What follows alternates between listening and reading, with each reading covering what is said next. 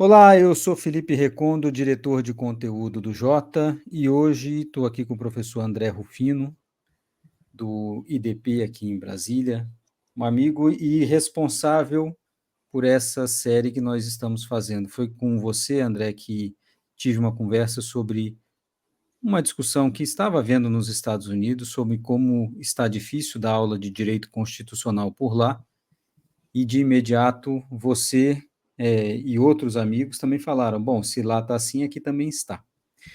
Essa é uma série que nós estamos fazendo com diversos professores de pensamentos diferentes, lugares diferentes, mas para discutir esse mesmo assunto. Está difícil dar aula de direito constitucional no Brasil? O que mudou dos últimos tempos para cá e quais são essas dificuldades? Então, André, sem mais delongas, e a gente já conversou bastante sobre esse assunto, né? Eu queria ouvir a Claro. sua experiência sobre isso. Está realmente mais difícil hoje em dia, diante das circunstâncias políticas, jurídicas, institucionais, está mais difícil dar aula de constitucional no Brasil e por quê? Felipe, eu acho que não necessariamente difícil, mas os desafios estão crescendo a cada dia, né? A gente já falou sobre isso, eu estou plenamente de acordo com aquela matéria do New York Times. Existe, de fato, uma crise hoje do ensino do direito constitucional, acho que de todas as matérias, mas especialmente do direito constitucional. E eu considero isso, observando no dia a dia, né, da sala de aula e dos meus grupos de estudo, etc., que essa crise nós poderíamos colocá-la pelo menos em três níveis, né, de profundidade aí de problemas. Né? Os problemas vão se encaixando e vão se aprofundando. Um primeiro nível de crise, né, que a gente pode identificar seria a própria polarização. Né? A sala de aula ela não deixa de ser, toda sala de aula é assim, né? Ela não deixa de ser um microcosmo da sociedade. Então, se há uma polarização na sociedade, essa polaridade, essa divergência profunda, os extremos, eles também vão estar dentro da sala de aula. E isso torna mais difícil, não que nunca tenha sido difícil, essa dificuldade sempre houve, mas hoje isso tá mais, digamos assim, profundo, né? Você discutir questões como liberdade de expressão, liberdade religiosa, questões relacionadas ao direito à vida, por exemplo, aborto, sempre houve dificuldade, claro. Mas até pouco tempo atrás, a gente discutia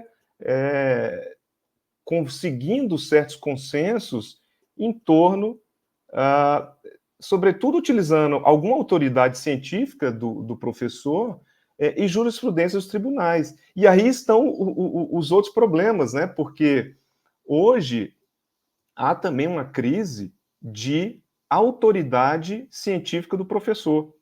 O fato de você hoje ser um professor doutor com ampla formação, com décadas de estudo, isso que há algum tempo atrás fazia algum sentido em termos de autoridade e de legitimidade científica dentro de uma sala de aula, hoje em dia acaba dizendo menos.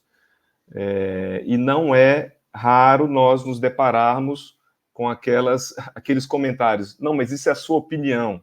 Como se essa opinião não fosse algo muito bem fundamentado ao longo de muitos anos de estudo.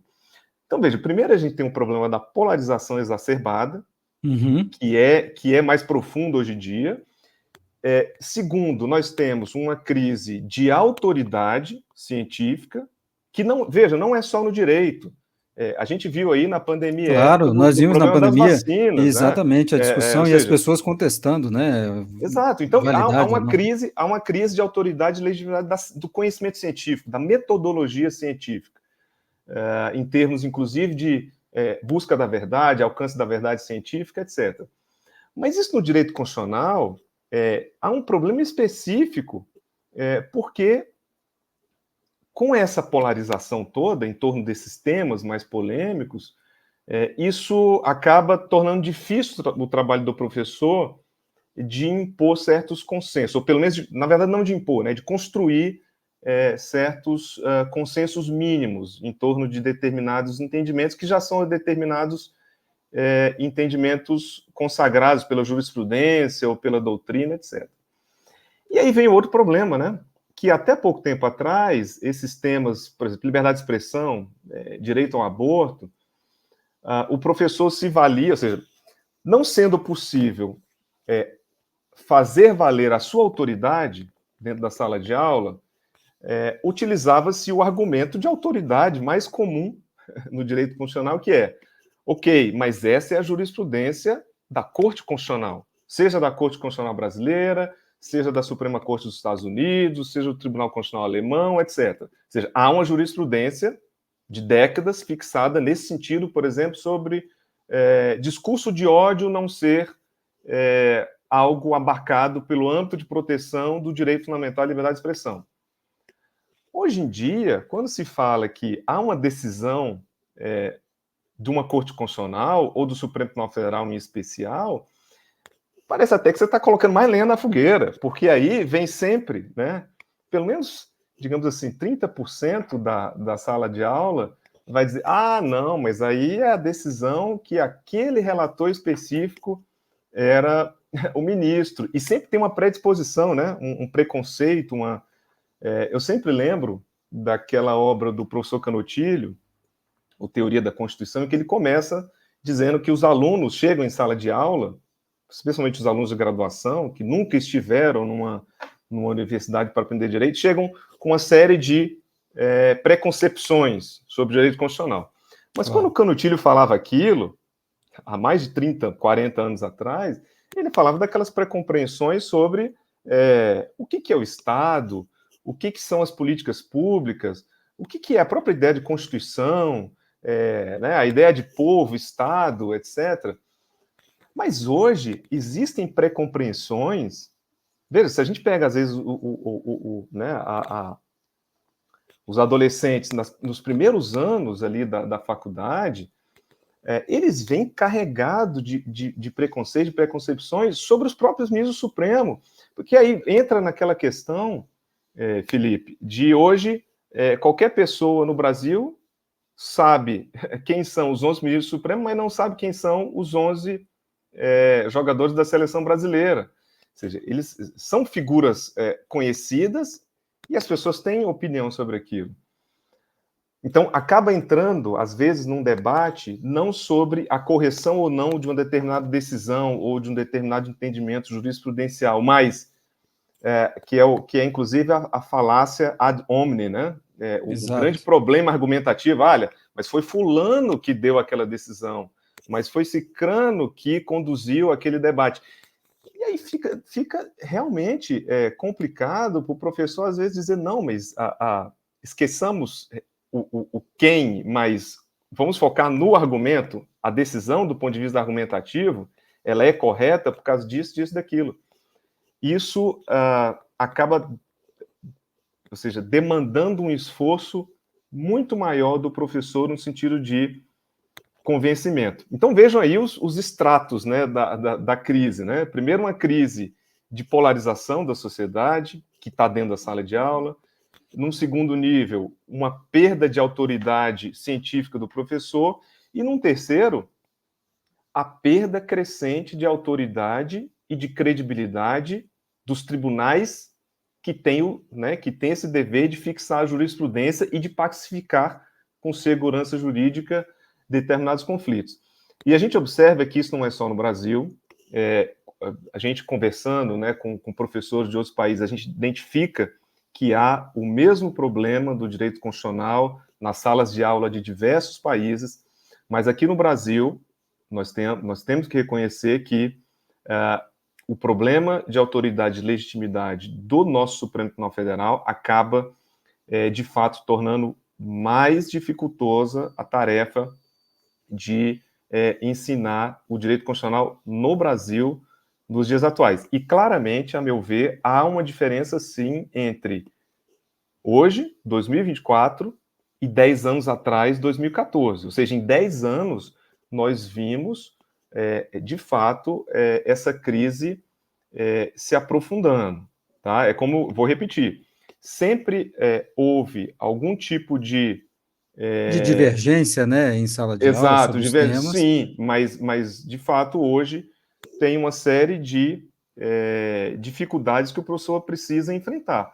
Agora, claro, esse é um problema que muitos professores, como eu, já vem alertando, especialmente o Supremo Tribunal Federal.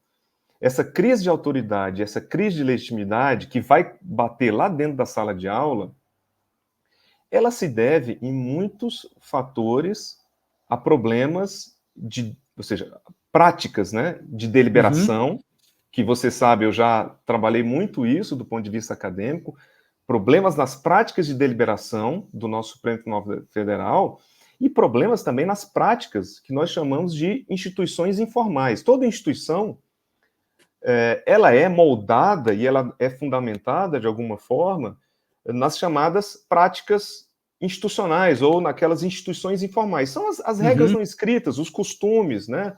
As condutas, os comportamentos dentro da instituição. Dentro e fora, inclusive. Exato. E o fato de a nossa Corte Constitucional ser exacerbadamente aberta, né, a Aberta e deliberação ser participativa, pública, aberta participativa no participativa, processo político, inclusive. exato, ou seja, claro, existem as vantagens dessa publicidade. Isso precisa ser reforçado. A existência da TV Justiça, o papel educativo, a abertura que isso dá, inclusive em termos de participação social. Mas, claro, existem os problemas trazidos pela ampla visibilidade dos comportamentos, das condutas, das práticas de deliberação, e que vão desaguar num problema de autoridade, né? E de legitimidade na construção das decisões. Veja, não sou só eu que estou falando isso, muitos professores já falam, e há muito tempo. Tanto que isso, de alguma forma, tem até resultado, e isso é preciso reconhecer, isso tem resultado em mudanças dentro da própria corte. O próprio tribunal tem se encarregado de fazer reformas nas suas práticas de deliberação. É muito importante agora essa recente mudança, inclusive encabeçada pelo CNJ, das ementas, né? As ementas têm vindo de forma mais objetiva, mais uniforme, racional e objetiva, uniforme. ou seja, seguindo um modelo, então isso dá uma transparência melhor sobre quais são os fundamentos, qual é a ratio decidendi do tribunal, uma série de comportamentos que têm sido readaptados, a questão das liminares monocráticas que tem diminuído drasticamente, o tribunal tem feito esse trabalho, isso é importante dizer, o tribunal tem feito um trabalho importante nesse aspecto, mas claro, como é que você apaga 10, 15 anos para trás de problemas observados cotidianamente nas práticas de deliberação? E, claro, hoje nós temos o resultado disso tudo. Mais de uma década de um tribunal que, por problemas nas suas próprias práticas de deliberação, acabou fazendo transparecer para a sociedade uma série de problemas no seu processo decisório, na tomada de decisão. E isso vai bater lá na sala de aula, em termos de credibilidade da jurisprudência que se forma. Hoje em dia é comum você, não são só alunos não, qualquer pessoa que você vai conversar na rua, elas sabem de alguma forma que o Supremo Tribunal Federal, muitas vezes, na tentativa de construir segurança jurídica sobre alguns temas, pacificar temas, ele acaba criando mais dúvida, mais questionamentos. E aí, quando você está explicando isso para um aluno dentro de sala de aula, muitas vezes vai vir um questionamento, não, mas o Supremo foi trazer mais problemas com essa decisão. Às vezes a gente vê casos, a gente tem, por exemplo, citando exemplos aqui, a questão da presunção de inocência, o princípio da presunção de não culpabilidade, né, o direito fundamental. A oscilação que houve nos últimos 15 anos na jurisprudência, para você dizer em sala de aula que, olha, essa é a decisão correta, e claro, eu sou daqueles que posso falar de forma muito tranquila que, do ponto de vista teórico, há uma resposta correta em relação à necessidade do trânsito em julgado, porque é isso que a Constituição diz.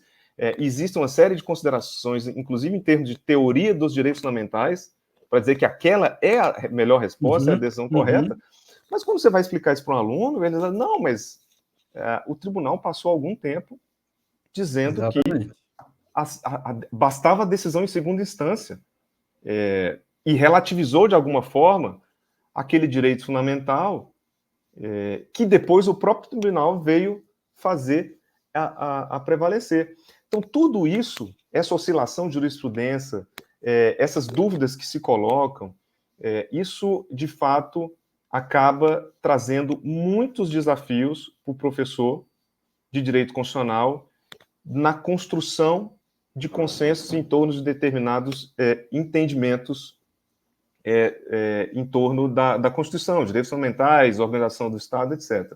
Agora, André, podemos dar um passo atrás para destrinchar esses 3 degraus que você mencionou? Porque eu queria voltar no primeiro, que você falou dos estudantes que chegam com pré-compreensões sobre determinados assuntos. E hoje, eu comecei a cobrir o Supremo há aproximadamente 20 anos, 18 anos, 19 anos, sabia que as pessoas não acompanhavam o Supremo e certamente não tinham compreensão ou pré-compreensões sobre um julgamento que ocorreria. Hoje a gente já vê que tem. As pessoas já chegam com opinião formada já sobre determinado assunto. Isso você identifica dentro da graduação e da pós também, e como é que isso chega dentro da sala de aula? Quando você vai discutir um tema desse, qual é a tua dificuldade de trazer pessoas que têm compreensão muito forte sobre aquele assunto, de enxergarem um outro lado, um outro tipo de argumento? As pré-compreensões, quando elas vêm na graduação, elas vêm muito mais em torno do senso comum, né? O que sai na imprensa sobre os ministros, o que o adolescente escutou durante muitos anos, o que o pai dizia, o que o avô dizia sobre aquele ministro, etc. Na pós-graduação, isso já chega muito mais com um conhecimento mais solidificado, conhecimento jurídico, né, sobre determinadas atuações, e a crítica aí é muito mais profunda, porque ela vai identificar esses problemas que a gente estava falando, de jurisprudência oscilante, insegurança jurídica causada por decisões monocráticas, que muitas vezes impactam uma jurisprudência que já estava consolidada, ou seja, causa mais dúvida do que certeza. Então, tanto na graduação como na pós-graduação, e especialmente nos grupos de estudo, ultimamente eu tenho ficado focado mais no grupo de estudo que eu coordeno, que é o Observatório Constitucional, que inclusive tem uma coluna também no Jota. Isso a gente observa nas discussões, nos debates, essas críticas que se fazem, né? E então a questão da discussão em torno dos temas do direito constitucional, isso é interessante colocar. Antigamente, eu comecei a dar aula mais ou menos há 20 anos atrás, por volta de 2005, um pouco menos de 20 anos, nós conseguíamos algum tipo de consenso, ou pelo menos a argumentação caminhava para os dois extremos, né, os dois polos da divergência caminhar num sentido de, olha, vamos andar nesse sentido, vamos construir algum tipo de entendimento. Hoje, um fenômeno interessante tem sido a polarização crescer ainda mais ao longo dos debates, ou seja, os extremos se tendem a tornar mais extremos ainda, né? Ou seja, aqueles que começaram numa posição, à medida que a discussão vai caminhando, eles vão ficando ainda mais convictos da sua posição inicial. Veja que do ponto de vista argumentativo, isso é um problema, mas não é um problema gerado pelo professor ou pela condução isso é um problema que vem da sociedade, porque essa polarização ela já é da sociedade. Ela vem quase como um costume, como um senso comum. As pessoas já vêm para um ambiente de discussão com essa predisposição de se manter na sua posição e de caso haja divergência, ela vai recrudescer cada vez mais Então, esse é um fenômeno. Agora, Felipe, uma coisa que é importante dizer é que os desafios aumentam, e, claro, acho que isso faz parte de qualquer crise, o interesse fica cada vez maior. O interesse no direito constitucional, a gente tem sentido que é maior, os desafios aumentam, e isso para o professor, como desafio, não deixa de ser, inclusive, um incentivo para continuar, né, fazendo o seu trabalho da melhor forma possível, enfrentando esses desafios de forma, inclusive, criativa, tentando ver formas de trazer os temas de forma... Até por isso que eu, como falei, tenho focado muito na questão dos debates em grupo de estudo, grupo de pesquisa, porque são ambientes em que o debate pode, de alguma forma, se desenvolver de forma mais espontânea, e nessa perspectiva de tentar criar entendimentos mínimos, consensos mínimos sobre, pelo menos sobre algumas premissas, né, de discussão, tentar afastar, pelo menos, as pautas extremistas, né, e colocar mais digamos, para o centro. Eu sempre considerei que os problemas, né, das democracias estão nos extremos, né, os extremos é que a gente tem que, de alguma forma, evitar. Então, veja, os desafios para o professor têm aumentado, mas também o interesse na matéria e o engajamento, né? O engajamento, de alguma forma, tem crescido. E isso é bom. Isso é bom, inclusive para o futuro da disciplina, para o futuro do ensino acadêmico do direito constitucional. Aquela velha história, né? Em momentos de crise é que a gente vê novos desafios, novas portas se abrindo, exatamente, e novas oportunidades. Então, acho que não para menos, estamos aqui, inclusive, conversando sobre isso, né? Exato. Então, a gente não está falando aqui num sentido negativo, é no sentido de isso deve instigar os professores né, inclusive em termos de metodologia, né, de ensino, metodologia de pesquisa. Temos aí agora a questão da inteligência artificial, novos instrumentos que vão se abrir para pesquisa, para ensino. Então, são todos grandes desafios que se colocam aí pela frente. Agora, André, como é que você lida dentro de sala de aula quando você está tentando trazer os seus alunos para um centro ou para um caminho, um norte, qualquer que seja ele?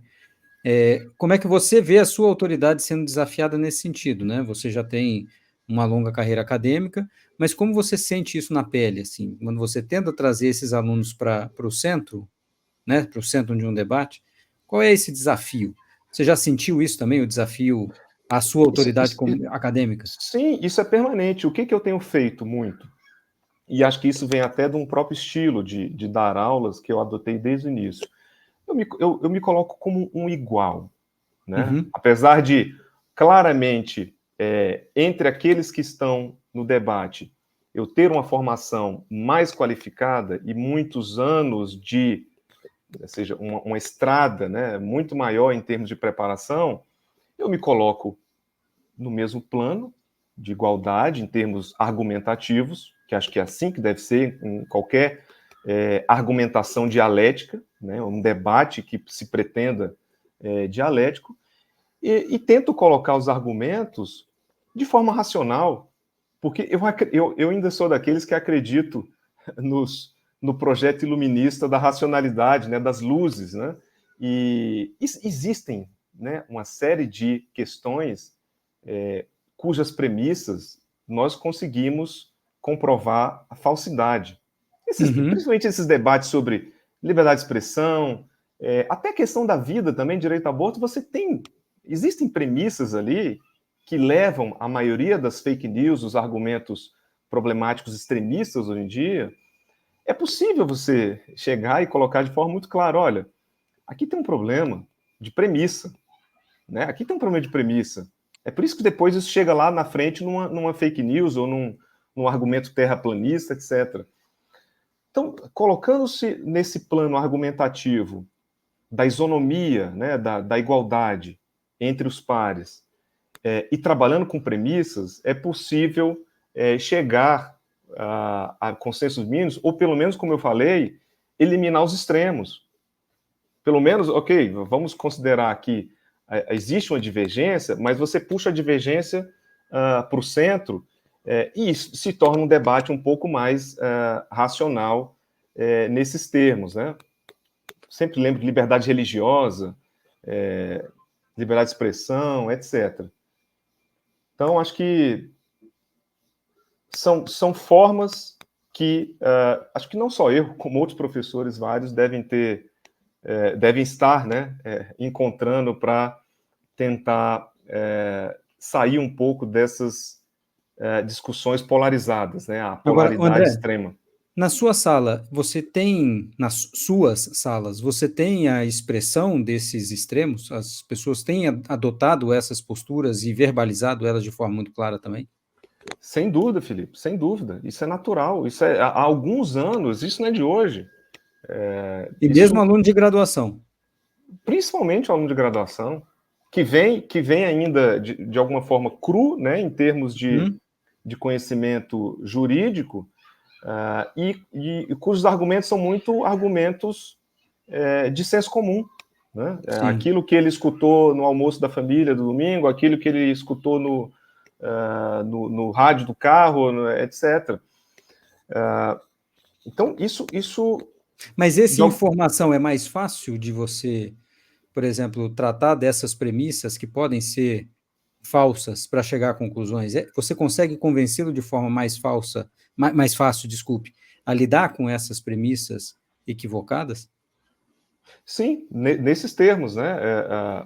De alguma forma, na argumentação dialética, tentando trabalhar as premissas. Olha, mas se você parte daqui, A consequência é essa, tal essa, outra, né? ou seja, né, não dá, não é por aí. E Uhum. existem. É por isso que nessa hora, não só nessa hora, mas sempre, a teoria do direito, não só a teoria constitucional, é importante, porque ela coloca em termos de racionalidade teórica todas as questões e é possível você trabalhar com certo e errado, que é também um problema, e aí não é só do direito constitucional, é do direito como um todo. A Mas eu ia chegar a esse perspectiva, ponto, exatamente claro, sobre isso. que aí não deixa de ser mas esse já é um problema antigo, viu, Felipe? Esse não é mais um Mas problema eu acho, novo. a gente conversando numa pré-preparação dessa nossa conversa aqui, você tinha chegado a esse ponto, né? Com essa percepção de que não é possível termos respostas diferentes, igualmente válidas para todos os conflitos, a gente também desenha um cenário em que toda resposta é possível, inclusive do Supremo Tribunal Federal mudando divisão a todo momento, e todo mundo diz, não, mas essa é a decisão de agora, e tudo bem. E acho que esse é um ponto que a gente precisa enfrentar aqui na nossa conversa também. Essa visão de que não tem resposta certa, tem resposta possível. E você certamente não concorda com isso, né? Eu sou daqueles juristas que consideram que, sim, do ponto de vista teórico, há uma resposta correta do ponto de vista argumentativo e hermenêutico. Ou seja, há uma teoria por trás disso. Sou daqueles que seguem aquela linha da melhor resposta correta, a teoria do Dworkin, e de outros tantos vários autores, e claro, do meu querido orientador do doutorado, Manuel Atienza, de que é possível, do ponto de vista argumentativo, chegar a respostas corretas do ponto de vista argumentativo. E assim demonstrar que outras respostas, ou terceiras, quartas vias de solução, elas estão equivocadas ou elas têm problemas argumentativos, ou pelo menos no iter Uhum. argumentativo. Isso é possível. Agora, o que a gente vê hoje em dia é uma disseminação cada vez maior de perspectivas relativistas, né? No sentido de que tudo é relativo, tudo é possível. Isso, de alguma forma, tem origem numa tradição até do positivismo, né? Do positivismo jurídico no Brasil, no sentido de que, olha,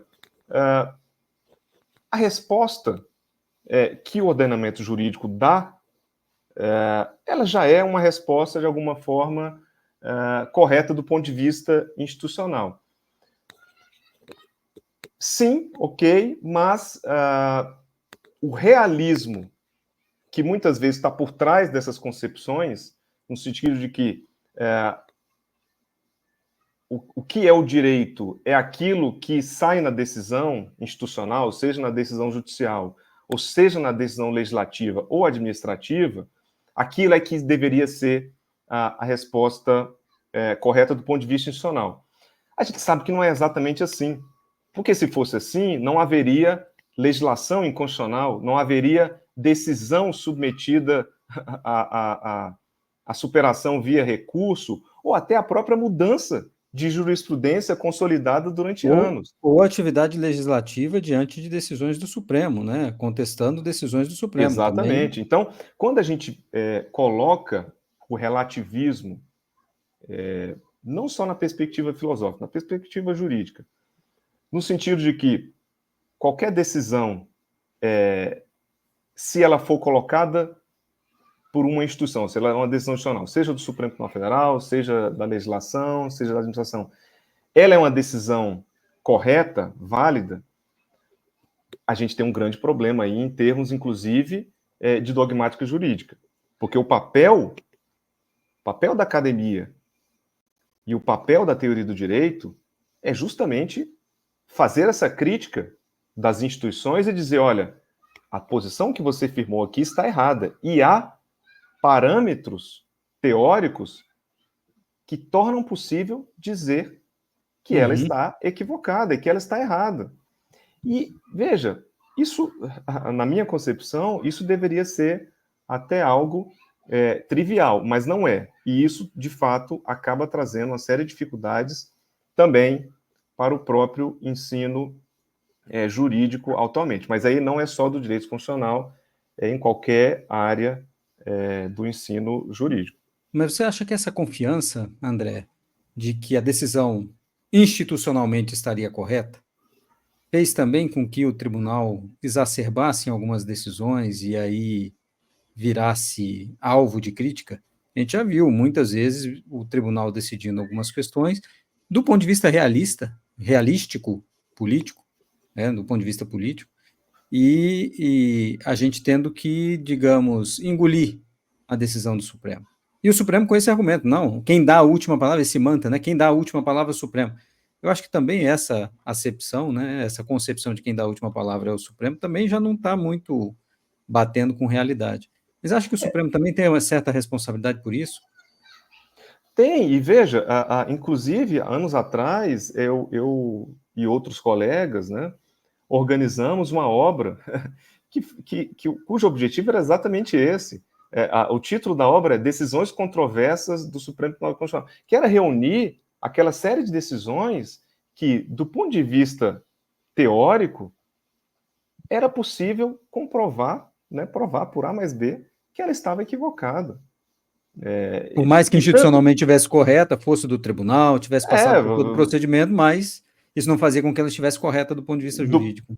Isso, do ponto de vista argumentativo, seria possível comprovar que ela era uma decisão, no mínimo, controversa.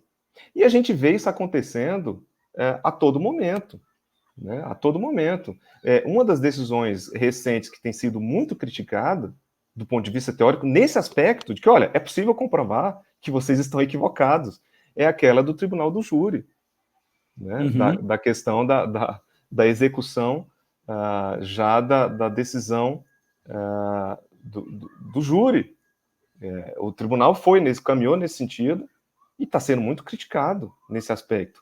Até porque é uma decisão que não se encaixa de forma completa, digamos assim, em relação à construção jurisprudencial que o próprio Supremo vem fazendo em relação ao princípio, ao direito fundamental, né, a presunção de não culpabilidade.